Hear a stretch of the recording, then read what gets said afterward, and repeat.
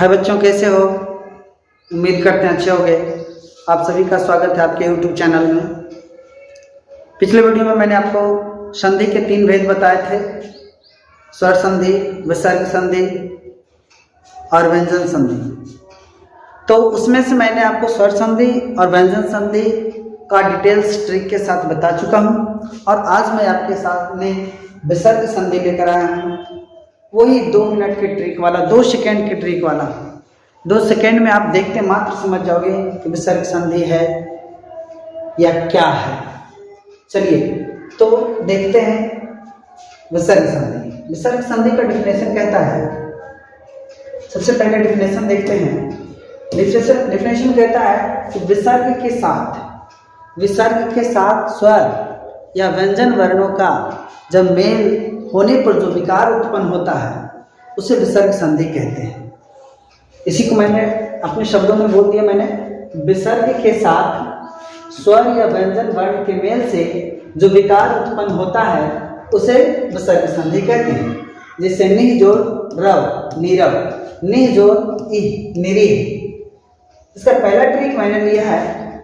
पहला ट्रिक मैंने लिखा है कि यदि तालव्य हलन, मूर्धन्य हलन और दंश हलन के बाद अघोष व्यंजन वर्ण आए, अघोष व्यंजन वर्ण आए तो तालव्य हलन, दंश हलन और मूर्धन्य हलन के स्थान पर विसर्ग लग जाता है या लगाना है। ठीक है, जिसे देखिए निश्चल, निश्चल। तो यहाँ पे निश्चल यदि हम ऐसे लिख दें निश्चल, तो ये यहाँ पर देख रहे हैं कि आधा तालव्य है, तो आधा तालव्य की जगह पे क्या हो गया? विसर्ग हो गया। निह जोड़ छल। फिर देखते हैं निष्ठुर, निह जोड़ ठुर, निस्तार, निह जोड़ ता, निस्तार, हरिश्चंद्र, हरि जोड़ चंद्र। तो उम्मीद करते हैं आपने पहला ट्रिक समझ चुके होंगे कि जब कभी तालव्य हलन, मूर्धन्य हलन और दंश हलन के बाद विसर्ग आवे, है ना, के बाद कोई विसर्ग नहीं, कोई व्यंजन वर्ण, अघोष व्यंजन वर्ण आवे, है ना। अघोष व्यंजन वर्ण के बारे में बताना चाहूंगा कि प्रत्येक वर्ग के प्रथम और द्वितीय, जैसे क वर्ग का प्रथम हो गया क, द्वितीय हो गया ख, तृतीय हो गया ग, घ, अंग। तो प्रथम और द्वितीय, प्रत्येक वर्ग के प्रथम और द्वितीय वर्ण को अघोष वर्ण कहते हैं। समझ गए? चलिए, तो अब उम्मीद करते हैं आप इस ट्रिक को समझ गए। अब दूसरी ट्रिक की ओर बढ़ते हैं। दूसरी ट्रिक की ओर बढ़ते हैं। ये दूसरा ट्रिक मेरा कहता है कि यदि किसी शब्द में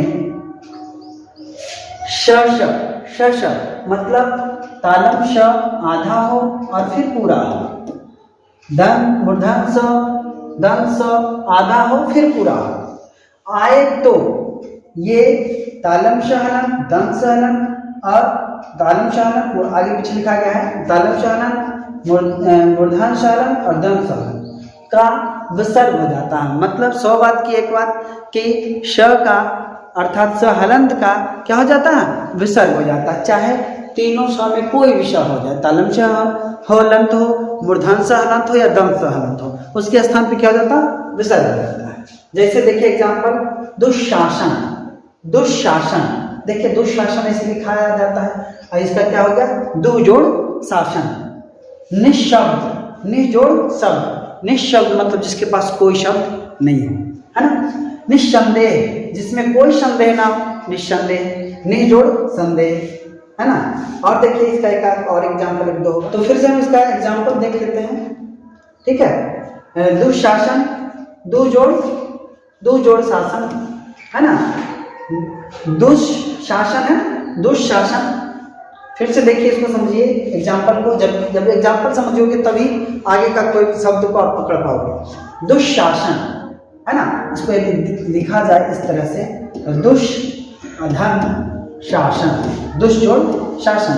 यहाँ विसर्ग है, सॉरी तालव्य हलंत है, तो इसके जगह पे क्या मैंने बताया कि श, इसकी जगह पे शहलन के स्थान पे क्या हो जाएगा? विसर्ग हो जाएगा। देखिए ये क्या हो गया? दु जोड़ शासन, दुशासन। इसी प्रकार से देखिए निशब्द, निह जोड़ शब्द, निस्संदेह, नि जोड़ संदेह, निस्वार्थ जिसमें कोई स्वार्थ ना हो, कहता ना मैं ये काम निस्वार्थ भाव से कर रहा हूँ, वही बात, निस्वार्थ, नि जोड़ स्वार्थ। समझ गए होंगे, उम्मीद करते हैं आप समझ गए होंगे। अब चलते हैं हम अपने तीसरे ट्रिक की तरफ, तीसरे ट्रिक की तरफ चलते हैं। और तीसरा ट्रिक मेरा कहता है कि ओ, यदि ओ आपको कहीं दिखाई दे और ओ के बाद सघोष व्यंजन वर्ण आए। अब ये सघोष व्यंजन वर्ण क्या है, तो प्रत्येक वर्ग का, मैंने अभी बताया अघोष व्यंजन वर्ण के प्रत्येक वर्ग का प्रथम और द्वितीय, लेकिन सघोष व्यंजन वर्ण कहा जाए, सघोष व्यंजन वर्ण कहा जाए तो प्रत्येक वर्ग का तृतीय, चतुर्थ और पंचम, ये सघोष व्यंजन वर्ण होता है। जैसे हम लिख दें क, ख, ग, घ, अंग, तो यहाँ पर हमने पढ़ा कि ये क्या हो गया है ना, ये अघोष व्यंजन वर्ण हुआ, अघोष व्यंजन वर्ण, ठीक है। और ये जो तीन बच गया शेष, ये सघोष व्यंजन वर्ण हुआ, ये क्या हुआ, सघोष व्यंजन वर्ण। तो मेरा नियम कहता है ओ के बाद कोई सघोष व्यंजन वर्ण आवे तो उसके स्थान पर है ना आए और या, सघोष व्यंजन वर्ण तो समझ गए, उसके बाद य, र, ल, व, ह, सघोष व्यंजन वर्ण या य, र, ल, व, ह, ये में इनमें से कोई रहे आए तो ओ के स्थान पर विसर्ग हो जाता है, ओ के स्थान पर विसर्ग हो जाता है। जैसे देखिए एग्जाम्पल मनोज, मनोज, तो देखिए मनोज में यदि हम ऐसे देखा जाए, क्लियर कर लेते हैं है ना, मनोज, तो मन में ओ लगा तब हो गया मनो, मन में ओ लगा तो मनो, यहाँ पर ओ छिपा हुआ है ना, न के साथ ओ छिपा हुआ है, तो ओ तो आ गया और ओ के बाद क्या आया, ज देखिए च, छ, ज, च वर्ग का तीसरा है और ये क्या सघोष वर्ण है। तो सघोष वर्ण आवे है ना, तो क्या होता है, तो इस ओ का क्या हो जाता है, विसर्ग हो जाता है। यहाँ पर मैंने दिखाया ओ का क्या हो जाता है, विसर्ग हो जाता है। तो इसलिए यहाँ पर देखिए मनोज का क्या हो गया, मनः जोड़ ज, मनः जोड़ ज। फिर देखिए यशोधरा, देखिए यशो, शो में ओ है, यशो है ना, और उसके बाद ध आया, त, थ, द, ध है ना, त वर्ग का चौथा वर्ण हो गया, तो क्या हो गया, ओ का हो गया विसर्ग, यश जोड़ धरा, ठीक है। मनोविकार, मनः जोड़ विकार है ना, पुरोहित, पुरोहित, पुरः जोड़ हित, पुरः जोड़ हित। इस तरह से देखिए और भी एग्जाम्पल्स हैं, एक और होगा, एक और शायद है, हाँ देखिए एक और है मनोरथ, मनः जोड़ रथ, मनः जोड़ रथ। तो इस प्रकार से हम उम्मीद करते हैं कि आप तीसरे ट्रिक को भी अच्छी तरह से समझ गए होंगे। अब चौथी ट्रिक की तरफ पढ़ते हैं और सेकेंड लास्ट है ये मेरा ट्रिक, 5 ट्रिक है कुल मिलाकर के और ये सेकेंड लास्ट है। तो पांचवा ट्रिक मेरा क्या कहता है कि र हलंत के बाद सघोष व्यंजन वर्ण, र हलंत के बाद सघोष व्यंजन, सघोष व्यंजन वर्ण वही बात है ना, प्रत्येक वर्ग के तृतीय, चतुर्थ और पंचम, या य, र, ल, व, उसमें ह तक था, पिछले ट्रिक में ह तक था, इसमें य, र, ल, व, ठीक है। आए तो र हलंत का को हटाकर, या यूं कह सकते हैं र हलंत का विसर्ग हो जाता है, या र हलंत को हटाकर विसर्ग लगाना होता है। जैसे निर्गुण, देखिए निर्गुण, तो निर्गुण में र हलंत है, निर्गुण, निर है ना, जोड़ गुण लिख सकते हैं, निर्गुण इस तरह से। तो यहाँ र हलंत आया, तो इस तरह से खंडन नहीं करना, संधि विच्छेद नहीं करना, ये नहीं पकड़ना। यदि कहेगा निर्गुण में कौन सा संधि है, तो हम पहले तोड़ेंगे और नियम क्या मैंने बताया कि र हलंत के जगह पे विसर्ग होता है यदि उसके बाद कोई सघोष वर्ण आवे, या य, र, ल, व आए, य, र, ल, व आए, तो यहाँ पर हम देख रहे हैं क्या, र हलंत के बाद ग आया है ना, और ग क्या है, सघोष व्यंजन वर्ण है।